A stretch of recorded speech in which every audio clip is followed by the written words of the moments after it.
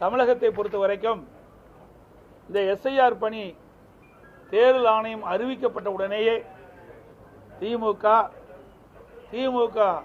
கூட்டணியில் அங்கம் வகிக்கின்ற கட்சிகள் அனைத்துமே இதை எதிர்த்தன.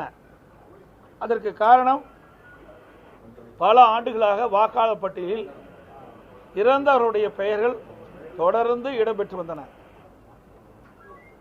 அதோடு நகரப் பகுதியிலே, மாநகராட்சி, நகராட்சி, பேரூராட்சி பகுதியிலே வசிக்கின்றவர்கள்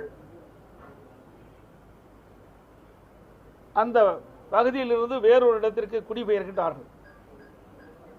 அப்படி குடிபெயர்களுடைய வாக்காளர்களும் அந்த வாக்காளர் பட்டியலில் இடம்பெற்று வந்தனர்.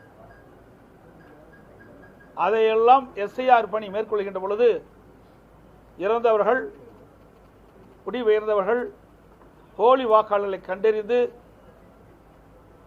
அவையெல்லாம் நீக்கப்பட்டு ஒரு உண்மையான நேர்மையான வாக்காளர் பட்டியலை தயாரிக்கப்பட்டு அதன் மூலமாக தேர்தல் நடைபெற்றால் ஒரு நியாயமான தேர்தல் நடைபெறும். அதைத்தான் நாங்கள் குறிப்பிட்டோம். எஸ்ஐஆர் பணி என்பது மிக முக்கியம்.